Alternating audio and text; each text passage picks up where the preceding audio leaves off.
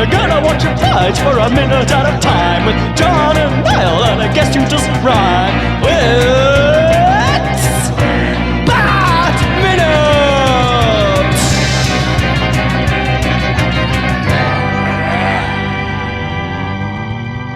Hello, and welcome once again to another week of Bat Minute Forever, the podcast where we wring out every single minute of Joel Schumacher's Batman Forever in a baffling style. 1 minute at a time. I am one of the hosts, Niall McGowan. And your other host is here, John Parker. I can only ever go forth, not back. And then we're joined this week by, for some familiar voices, again, to the listeners. Voices that are familiar and, very much to us, because they're just friends of the show. So, in John's case, more than a friend of the show. Yeah, I'm bloody sick of the voice. God damn it. He's sad. But we have, I don't know if you have any particular way you guys want to be introduced, but it's Lal Gall. Hello. Who was in season 2. And from season 1 as the returning voice of Clara York. Hello. Hey, Did we not have you on last season? Oh my god, what the hell? Yeah, you did. I did 1 minute.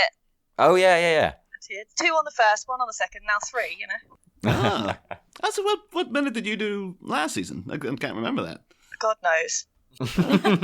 I've discovered in doing this season, it's like I can remember nearly every detail of that first season. I know everyone who did every minute. I almost remember every bit of trivia we came out with. And Batman Returns is a blur to me. Like, it's like, oh yeah, we did that other movie. And I don't know who went where or what. I'm just like, yeah, I think it's weird because it's my favourite one, but I'm exactly the same. I think it's because it was so new and exciting and fresh to begin with. Yeah. And this one now, like in editing, I'm listening back to things I'm coming out with going like, I don't remember reading that. I'm like, holy crap, this is quite insightful. So you've heard it here first, listeners. Niall just makes it all up. All these connections, nonsense. Jim Carrey's never even met Tommy Lee Jones. They were just CGI'd together. Speaking of which, today we're here to talk about minute 58, which begins with a smashing time, and it ends 1 minute later with the Riddler taking a gamble on a punch. This is very... I have to say, like, we kind of got a little bit of this room at the end of the last minute, but this whole setup is so incredibly 1960s Batman.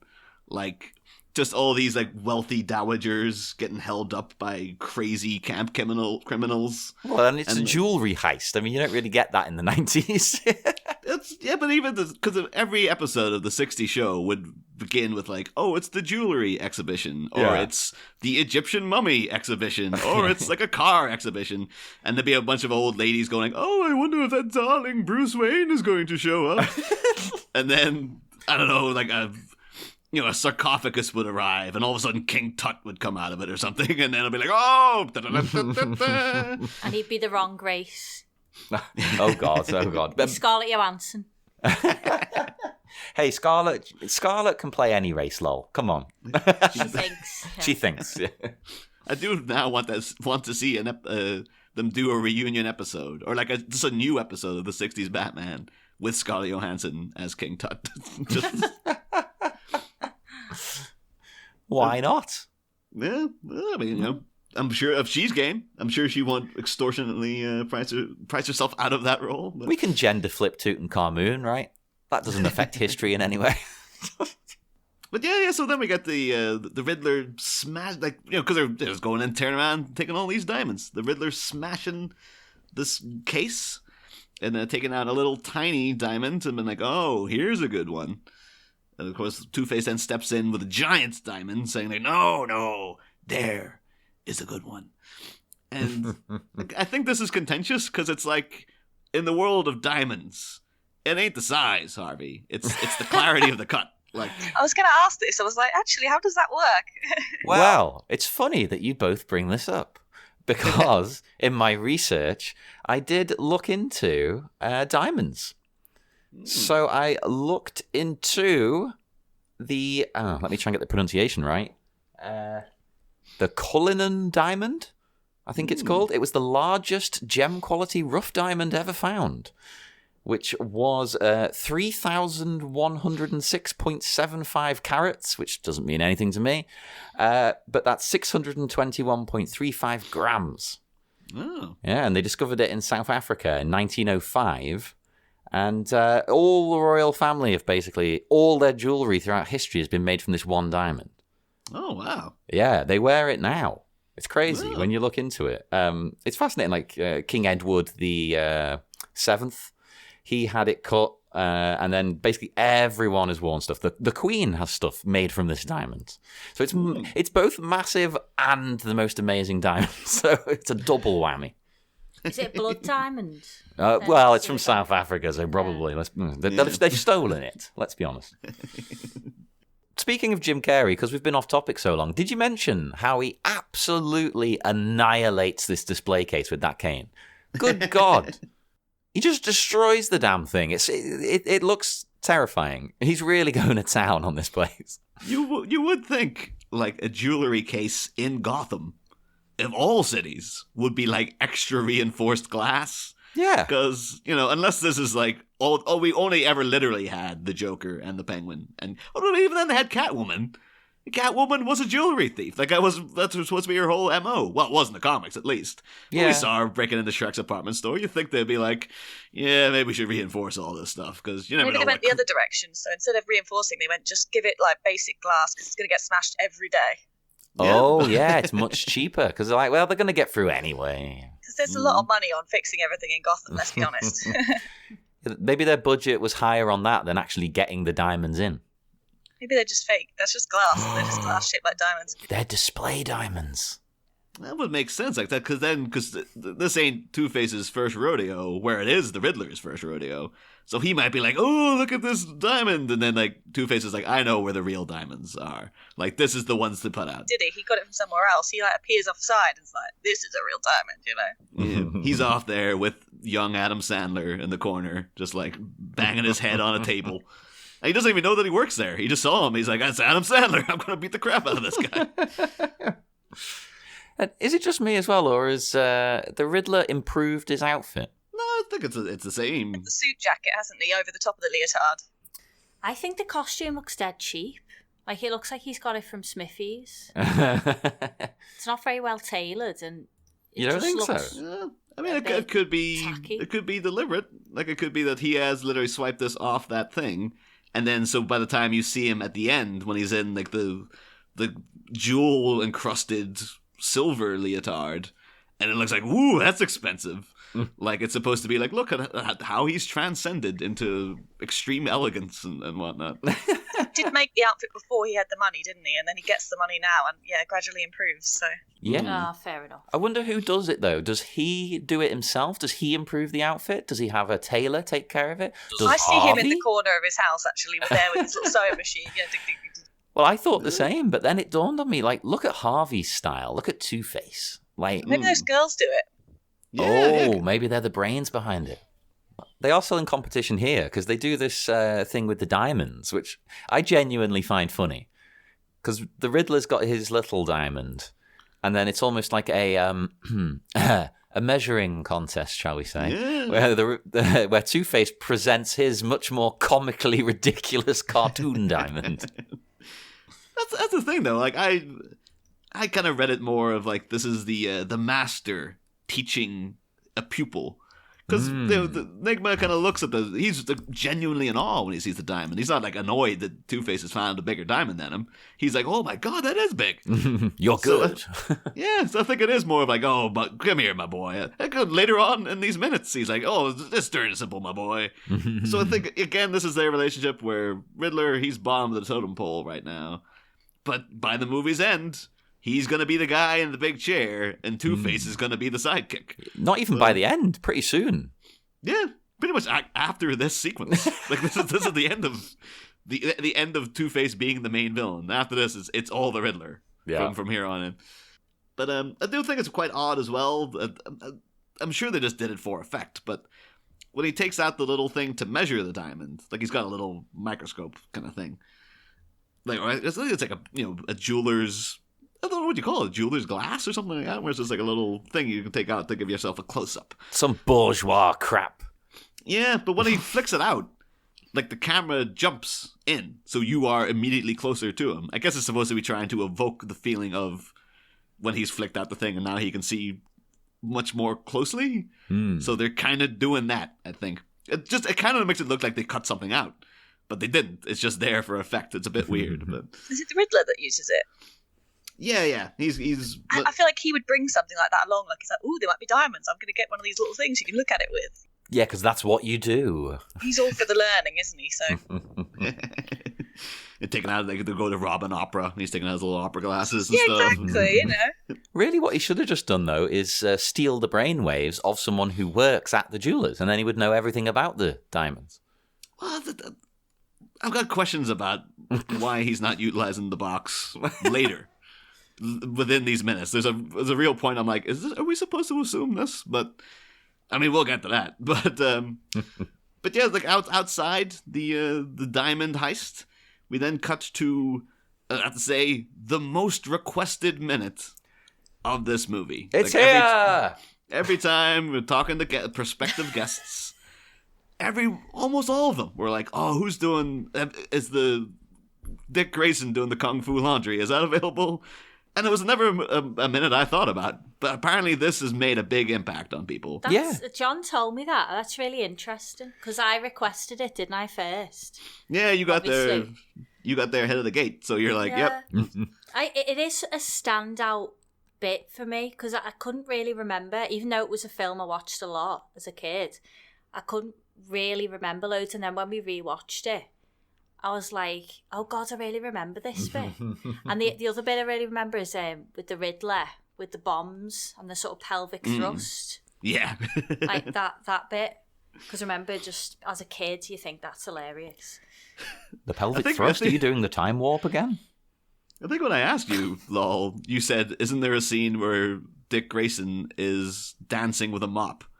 And I was like, "Yeah, kinda." Yeah, so that's what I mean. It was one of those. It's a weird moment, isn't it? I think it's. Have you ever seen a scene like this in a movie before? I've never seen any of these scenes in any other movie. It's bizarre, isn't it? And it's one of those things, like, because in theory, this should be like a ridiculously stupid. Well, it is a ridiculously It stupid. It thing. is, but it's also great. That's the thing. It's like, and looking at it, I'm like, I don't mind this. This is fine. Like, there's so many things like in Batman and Robin you'll be complaining about. They're like, "Oh my God, this is so stupid." But this is like, I get it. I see what you're doing here. You want to Yeah. show that the guy's got moves and stuff. And you This wanna is the do it right in a- amount of stupid. Alfred Yes. wasn't at the circus either, so it's Alfred getting to see like, oh, he's got some Yeah. moves. Yeah. Oh, true, actually, yeah. Circusy stuff. That's what I thought. Alfred hasn't seen him in action till now. Exactly. So he's like, oh, look at him go. It's kind of like it gives you a little insight to like the life of Dick Grayson too, because like, well, why is he doing this? It's like, well, I guess he's a circus kid who's been out on tour and stuff. Yeah, they're weird kids, them. Yeah, maybe he hasn't had a lot of friends and stuff, so it'd be him and his brother hanging out, and I guess they'll just do stupid things like this to pass the time. Like, what if we were doing the laundry? Like, we have to go out and do like the laundry for the entire circus or something, but let's try to make it fun. So they start like karaticizing the thing. So I remember seeing like interviews years ago with Ellen Page, and apparently Ellen Page is like an amazing juggler. And it's like, she's like, I think she's on some show. She's like, all right. And she just gave her balls and stuff. And she was doing all these crazy juggling tricks. Oh. And she's like, yes, because I just grew up on sets when I was a kid. And you just, between shows, you had nothing to do. So I was just doing this the whole time, just teaching myself to juggle. God. I Everyone I imagine know it's the who's same. worked on TV and film all says, yeah, it's great, but you just sit around for hours and hours and hours.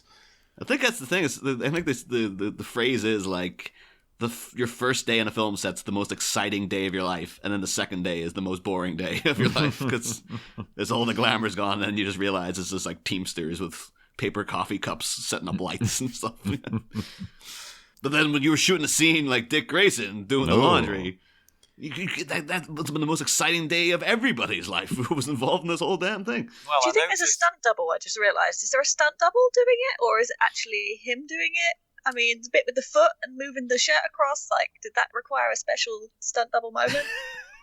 And the thing with the Good foot in question. particular, I like to think that like they spent ages like hoisting up his leg and him trying to get the toe in to try to. He sort of hooks it, doesn't he? And then, whoop. Well, he does have a stunt double for all of the action scenes. So, I mean, I couldn't find specifically if it was the same person doing this, but it's gotta be right. It must be. So remember, I think the stunt double's name is like Jim O'Connell. So I'm like, Chris O'Donnell's stuntman is Jim O'Connell. It's not Jerry O'Connell, yeah? Oh man, that'd be amazing. That would be great. Someone deep fake this. Oh. Yeah. Jerry O'Connell, probably back then. Maybe, I was going to say maybe he was too old, but I mean, look what we're talking about here. But Jerry O'Connell could have been a good Dick Grayson, actually, at this point. Although, in weirdly speaking about that, we've not really done too much of a deep dive on Chris O'Donnell. So I do have some slight details about like his background and how he got the part here of Dick Grayson. Because apparently, yeah, he's of German-Irish descent. So like Tom Hagen in the Godfather, he's like Kraut McFriend.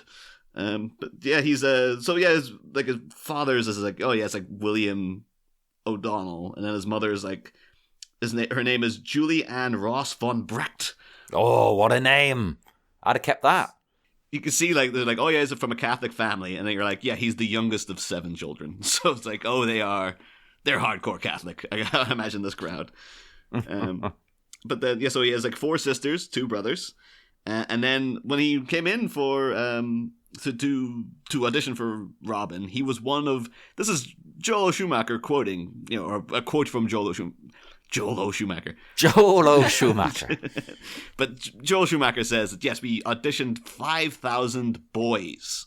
And he distinctly said you didn't. boys. You didn't audition 5,000 boys. You sure he's not mixing that up with the amount of people he slept with? Well, maybe that's how he knows. He's like, I checked they're all of legal age, and then I added that to my number. So that's... I love the way no matter how much time passes, we just constantly come back to this sexual number of Joel Schumacher. That's the thing. I think he only came out with it recently, too. If we had done this like 3 years ago, we wouldn't have had that joke. Like, that would have just been lost to the ages. But the thing is then, yeah, so he went in 5,000 other prospective Dick Graysons.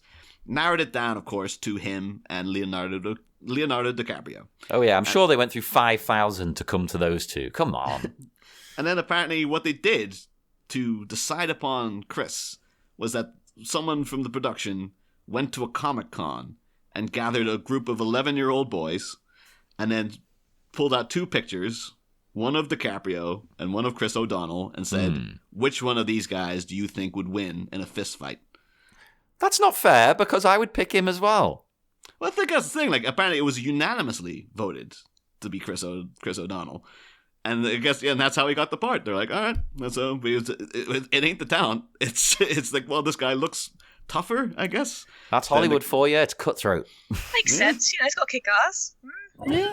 I do wonder if that's haunted like DiCaprio. Like, that's how he gets all his roles. Like, when they were making The Revenant, someone came in with like a picture of Chris O'Donnell and DiCaprio, and they're like, who do you think could survive a bear attack? It's like, oh, DiCaprio. You're coming in like the Wolf of Wall Street. Like, who looks like a bigger asshole? So like, DiCaprio, he definitely looks like a bigger asshole than Chris O'Donnell. He's just stealing all of Chris O'Donnell's roles ever since. Out of spite.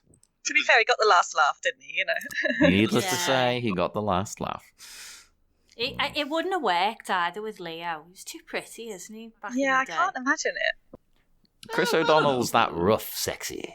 And what about the earring? Would he have had the earring in? You know, would they have kept that for? Oh, it's the 90s. You have to, right? No. You got I to. always hated that, I must say. I'll have to look up actually. Do a quick Google to see did DiCaprio ever have an earring? So, there's so many fan sites to him. If he had an earring, someone's documented that. Yeah, So definitely. let's see. I can totally see him with an earring. It would go with that hairdo he had back then as well. The curtains, the lovely 90s curtains. I do have to say, I'm surprised Chris O'Donnell doesn't have one of those eyebrow, the little things people used to do. And yeah, he'd so rock that, wouldn't he? Especially in this role. That was like such a thing that people did. He would totally pull that off. The thing is, typing into Google Leonardo DiCaprio earring has brought up some questionable things. The first result is a Leonardo DiCaprio earring. That is just a pair of earrings that are his face. On And it's Etsy or anything? Oh, it's Etsy. Oh, you better believe it's Etsy. You get one that's a bear and one that's him. Aw. Yes. I mean, if you can't, there you go, Claire. You got your fortune made right there. That's a new business. Don't even have my ears pierced, but I sell earrings like that. This whole minute, though, this whole thing is just like, it's great, but it's awful, and it's just like, what? Like, what? It's just, it's so... And plus the music as well is like, it kind of sounds like someone set up a keyboard and an electric guitar and then kind of fell into them. That's how John Lydon made his solo album, right? Some of the music was like, I threw an accordion down the stairs. Maybe it was, it was Elliot Goldenthal and guest artist John Lydon. Like, yeah, I really wanted to do that 1 minute where he's karaticizing the laundry. And I just saw, I didn't actually mean to do it. I just fell into the keyboard and the guitar. And it took me like 10 minutes to get up. Beautiful. I have to say, it's over very quickly. It's a lot shorter than I remember it being, but I don't know what I was expecting, really. I mean, if it was David Lynch directing it, it would have been like 3 times as long. Oh, He would have been mopping for ages. Oh, that'd be beautiful. But yeah, it's over dead quick. It's not even half the minute, is it? No. Well, let's start right at the very beginning of this segment, right? This little bit. Because first off, the first thing I noticed was that Alfred is doing the ironing, right? And he offers to do Dick's clothes for him as well. Like, I'll sort them.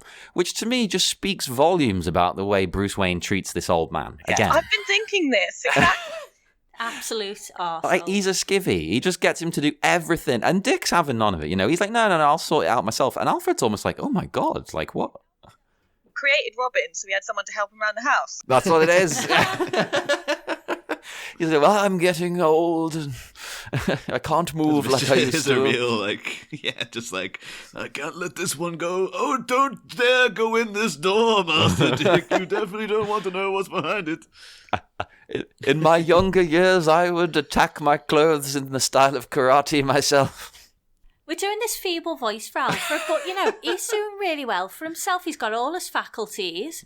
That we know of. He's helping him around. He likes being busy. It keeps his mind from wandering and, going to the wrong place. And maybe, keeps it healthy. He's obviously got really into ironing as well, I noticed, because he's got like that mini little sleeve ironing board and he's got the flex guide thing. I've been looking up all these little bits going, what the hell is that? You bought them all.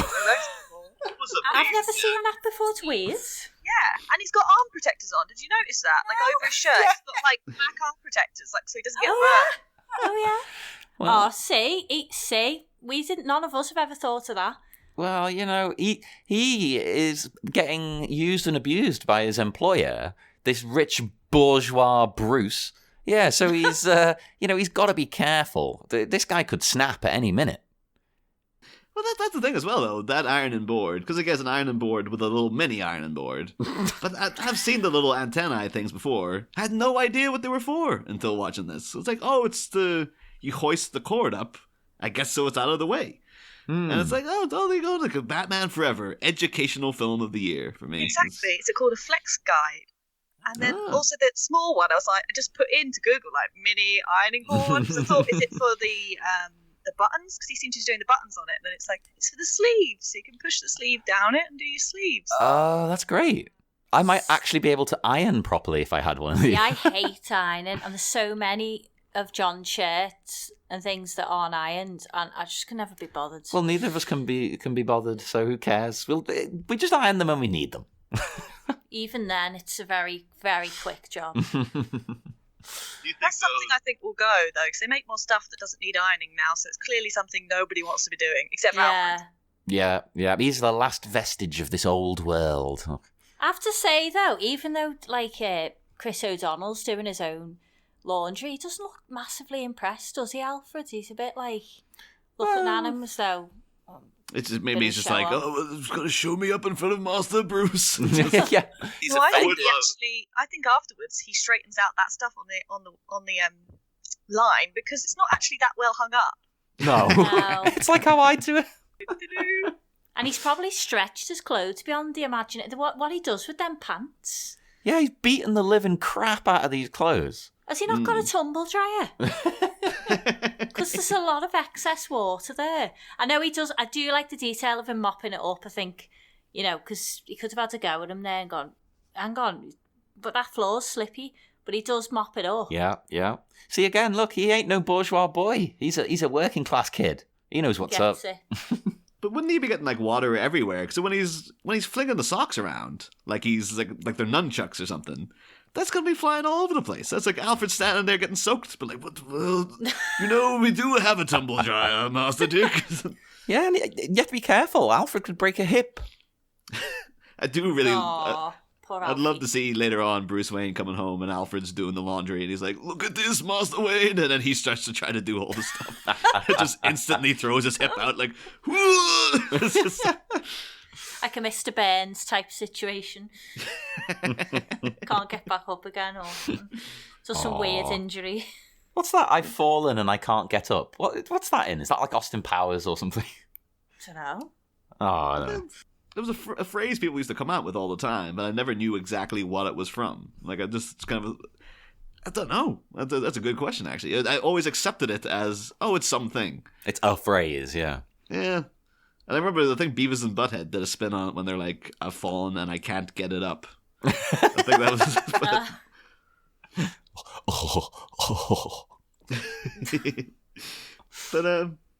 But yeah, I guess Dick also did come prepared too, because he's barefoot.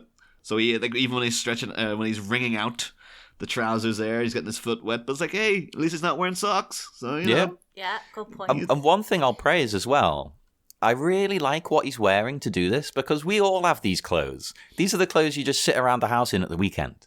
I get up on a Sunday looking like this, which isn't my normal aesthetic, but it's a Sunday morning. Who cares? But it's a 90s version with the tapered in leg. Yeah, I like that. Top. I think all legs should taper in. I'm just getting this image of Lal sitting doing the ironing and just you coming in the background. Leave that, Master John. I'll take care of it.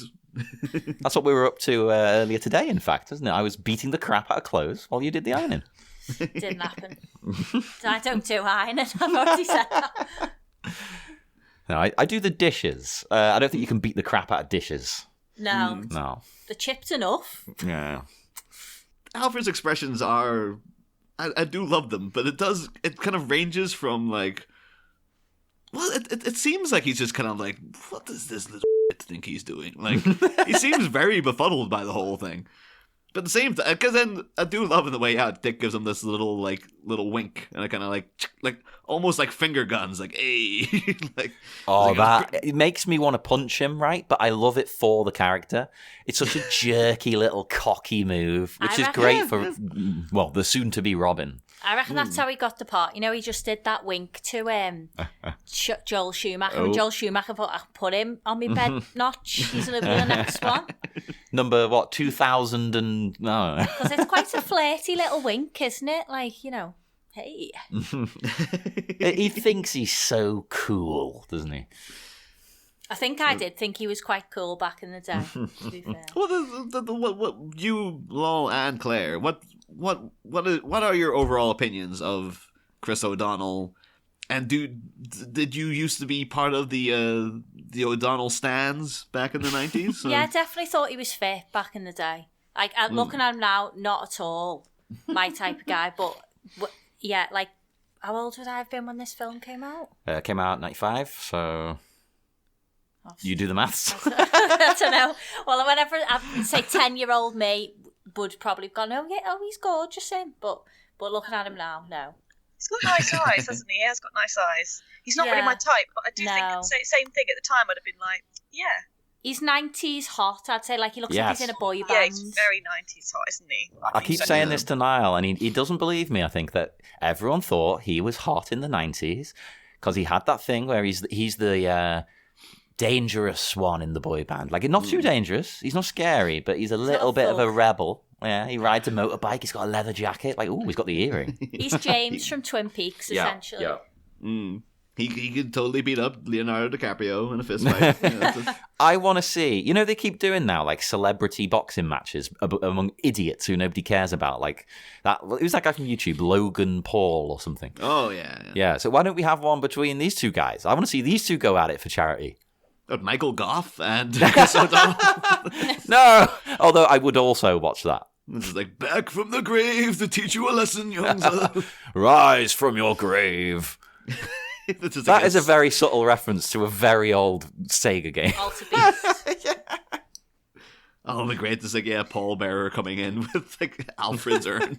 Just, the We ghosts reference around. that a lot, to be fair. That's the only reason I get it. Now I just hear Paul Bearer, though, when he was introducing the wrestler Kane for the first time. Well, he was warning The Undertaker of the impending arrival, but he could just do it for him. He was like, oh, Michael's coming! What's Do you- that? Would that be a good wrestling gimmick if someone just swiped Dick Grayson's routine here? It'd be like someone called, like, I don't know, the laundress or something. Or like, Why not? It's- In the late 80s and early 90s, wrestlers all had to have a job, right? Yeah. This was Vince McMahon's big thing for some reason. He decided they all have to have another job that is their character. So, like, something to fall back on in case the wrestler Yeah. doesn't work out. but that was their character. Like, so, well, the guy who became Kane, he was Isaac Yankem, the evil dentist. Yeah. And there was the Repo Man, who was a Repo Man, but he wasn't really. He just stole stuff. I was like, that's not Repo Man. It really confused me as a kid because I had to relearn what a Repo Man was. Then there was the Mountie. He was good. Who else? Oh, the model Rick Martel. He was good. Loads of them. I could go on and on. I'm going to stop now. So could you have like a wrestler come in with like a basket full of wet laundry and then he just uses them as weapons the whole time? So Oh, he's, actually, the closest one would be Duke the Dumpster Drozy. He was a bin man. There you go. Did you lash all the litter for people to slip on banana skins? Yeah. Amazing. And you'd have to do something with like an actual clothesline. So you'll Oh. have to clothesline someone with a clothesline. Yes. Like you'll like lasso it around one end of the ring and then like swing it around the other end so it gets the person by the neck or something. That sounds actually genuinely dangerous, though. Like it could end in death. Pull it off. Although him like slapping him with the socks would be pretty cool. Yeah. Oh, imagine a wet sock in the eye. Oh, Jesus. Oh. And not even. I think it should not even be clean. It should be used Oh, no, and wet. no. Oh, that'd be the guy's finishing move. Would be like once the person's down, he takes out like old underwear with skid marks on them and like drapes them over their face or something. Hey, well, Mankind used to put a sock in people's mouths No, but maybe because maybe he he had was a move when he was a serious, scary, sort of deranged character who was great. Yeah, he would put his hand in people's mouths and press down on these nerves under your tongue that make you pass out. Oh, that's horrible. Yeah, that was his finishing move, so they'd pass out. But then when he became a comedy character and he made this sock puppet, he would do it with the sock puppet on his hand, and he would pull it from his pants. He would like reach into his underwear and pull the sock out, put it on his hand, and shove it in their mouth. That wouldn't pass health and safety now, would it? You wouldn't get away with that now. Looser times. Can I just say this next bit after the laundry, the fella holding his hands up, that's some of the worst acting I think I have ever seen. I think I did better when I was an extra in bloody Tin Star.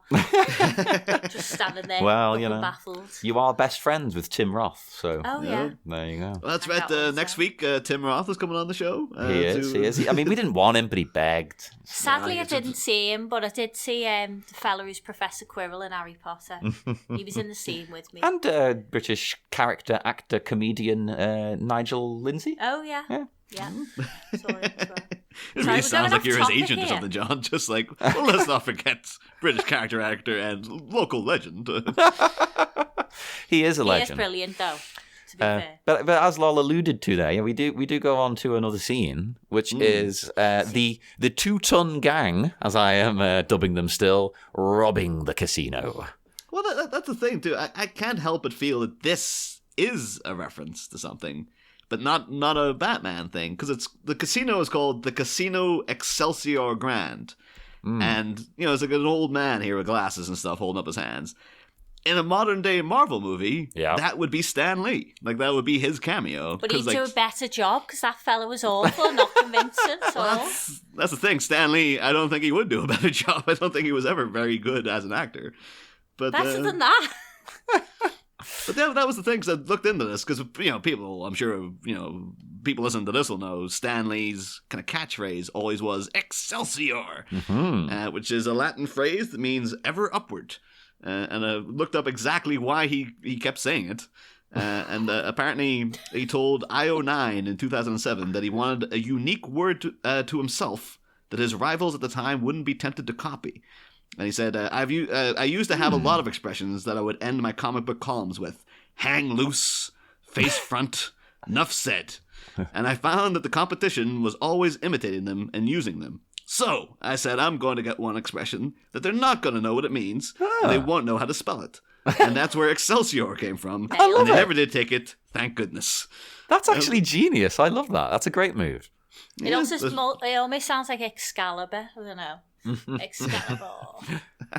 Excelsior. This is the idea, too, that, like, Stanley was going around saying to people, like, hey, hang loose. And then, like, Bob Kane said hang loose to someone. He's like, damn it, Bob, that's my word. That's my thing.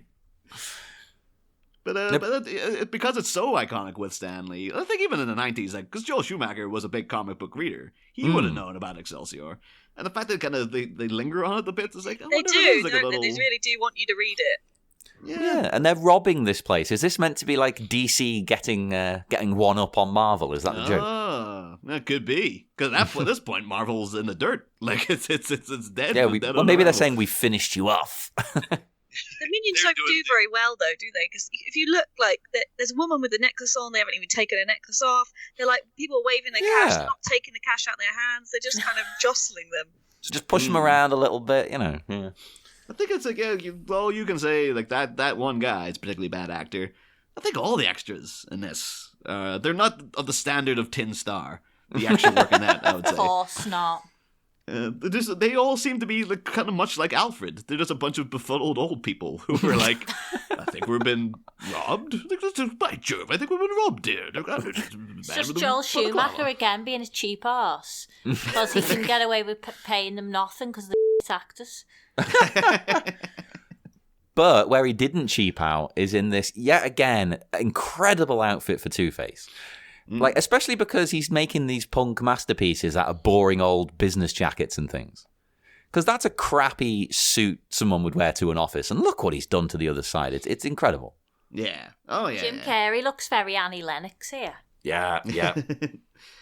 I like in the detail of the Riddler's jackets that he's got a little pocket there on his breast.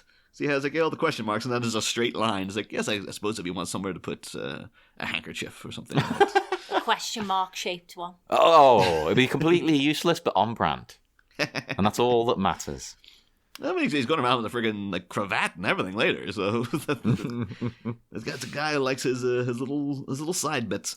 I want him to wear some big boots that have a high heel in the shape of a question mark. I do like the hair. Yeah, it's cool. I've had that exact colour hair and it was great, but now I have no hair, probably because I had that colour hair. And you just looking at Jim Carrey swagging around at 60 years old, head full of goddamn hair, John. How did he get away with it? It's not right. It's wrong. Why him and not us? Like, We've got what to do we address ever the do? balance. But yeah, so at this point in the minute, Two-Face just like clocks a guard basically, and I don't know whether to cover this now or in the next minute, but like I've got so many questions about the guards in this casino. So do I. But I don't know. Should we leave it for the next? Because this kind of stretches out into the second minute. Yeah. So should we go for? Yeah, may as well. Go for that then. But yeah, so Two-Face punches a guard. Then the Riddler wants to try himself. So Two-Face is going to, once again educate his young ward. Now if Batman's getting an award, Two-Face has already got one. So, but of course, yeah, at this time of the week. Mondays, we have a news section for this season. Dun, dun, dun. Where we pose a riddle to the guests. To see, in the spirit of Batman Forever and whatnot. It's riddle time. Don't worry, I also help try and get it with you, and I'm useless. This one is it's a bit pretentious, almost in a weird way. This riddle. Oh, that's new then, because the others weren't. But so anyway, if you're prepared, I shall riddle you this. Riddle me this. What is greater than God, more evil than the devil? The poor have it, the rich need it, and if you eat it, you'll die. Right, I know. I've heard this before, but I don't remember it. I hate you. Is it like a plague or something? Well, no, because why would the poor have it and the rich need it?